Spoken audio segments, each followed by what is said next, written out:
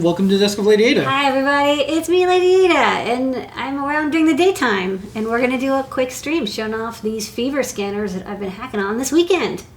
That's right. That's right. So, first up, I want to talk about what a fever scanner is. What is a fever scanner? Well, these are the really high-end ones that you'll see these everywhere soon.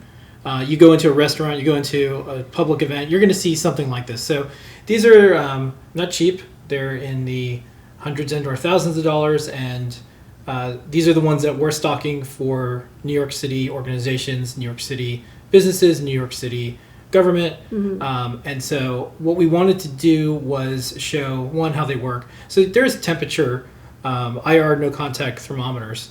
Those just, you go like this, and it'll tell you, beep, it'll just tell you like, okay, you're 97 point something. But this is for lots of groups of people. This is specifically for humans. And it'll detect humans, not in a bad way. It's not cloud connected. Yeah. And it'll have, multiple people and multiple. You're 97.4. Yeah. You're fine. So I have a video that maybe I'll play at the end because I actually didn't get the video in here that has it speaking and stuff like that. Mm-hmm. So that was the first hack we did, where we had it so if it detected someone with 99 or more, it would say, please go to secondary fever screening.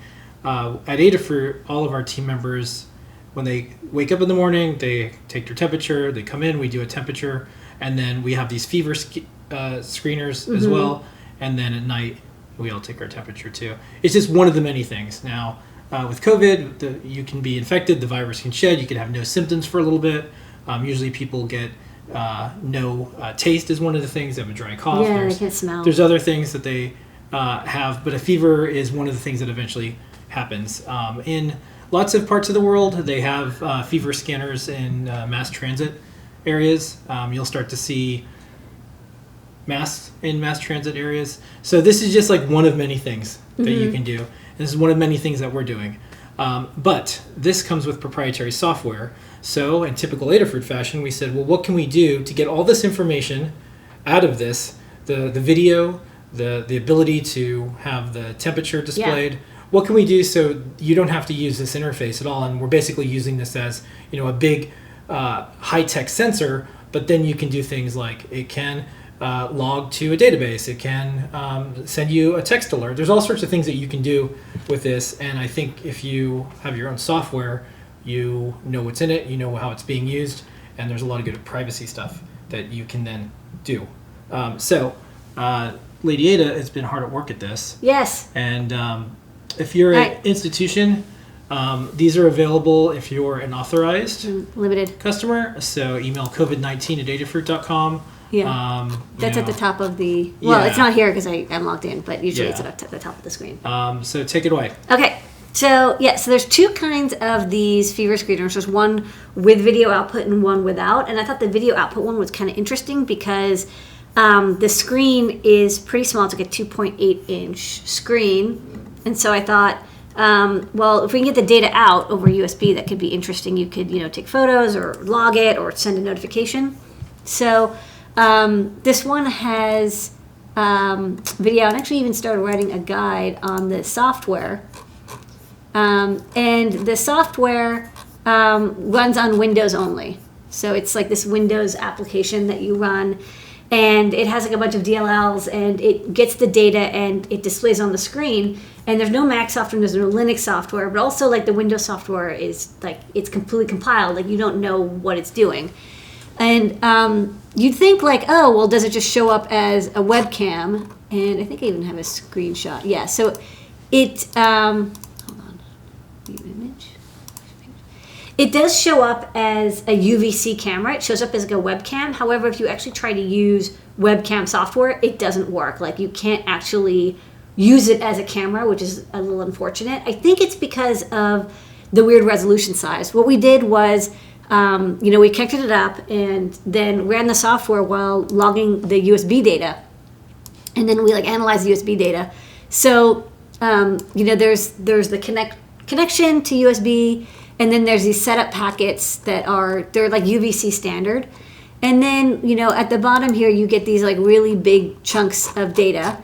And it's a total of like 1,000 bytes per packet, and then it's like some number of packets. And we figured out the math, and it's basically YUV encoded video data, 240 pixels wide by 321 pixels tall. And that makes sense because the screen itself is like 320 by 240 or 240 by 320. So yeah, it's basically just giving you the output directly from the device itself, like the screen. It's just like dumping the screen out. But there's that extra line. It's not 320 by 240, it's 321 by 240, because the last line of data in each chunk has a bunch of zeros in it. You can see down here. And then if you go like right before the beginning of these zeros, there's like this weird 3 bytes of data. And that 3 bytes of data, it's not actually a YUV pixel. It's actually the temperature detected in like, you know, a radian format. Basically, you just take it, you shift it, you divide by 10, and it's like the temperature in degrees. So that's why there's that extra line. So that's why it's 321 by 240. So what we did is, now we knew that it was UVC, but it was this weird format. We tried a couple different software. I actually couldn't get it working on Windows using any software, but I did notice that the software that it comes with, if you look in the folder, it has an OpenCV DLL and like libqt. So it's obviously written in like, you know, C++ Windows, but using OpenCV to connect to the camera. So I was like, okay, good. It's likely that there's a way for me to get the data through OpenCV because that's what they're using. So one of the things I tried was, turns out like Windows it turned out very complicated and weird to use Windows, so I actually went in ahead and did it on a Mac instead. Thank you. Flipped over to my Mac.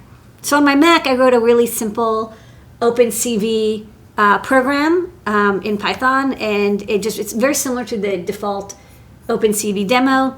It tries every camera, and it tries to set the resolution of the camera to 240 by 321. And you have to do that because by default, it's like tries to do 720p, and it just fails. But it turns out if you set the resolution, and then you can open it, and then you can fetch frames, and you get the frames in BGR format. So blue, green, red, and then you just kind of do a little conversion, and then you can display it. So if you see here, this is my OpenCV output, and then, you know, I can wave my hand in front, and you can see it's displaying nicely on the screen. And one thing that's interesting about this device that I found out is it has a couple different modes. So it has more than one camera in it. It has a thermal camera and a digital camera. So you can actually do this kind of cool fusion effect where you see, you know, like for example, up here, you can see there's the light for the camera, and you can see the heat map. Here, point at me. It's over there. So I'm over here running the shit stuff. Yeah. Oh my God. Yeah, so I have like these hot lights over here. Yeah. And the lights are setting off the temperatures. Yeah. And that was one of the tests. And then the other side of this that y'all can't see is it's flashing. There's a flashlight-like thing on the front. Yeah, it's like, help, stop. Yeah. Okay, now go back to the non-fevery things. Yeah.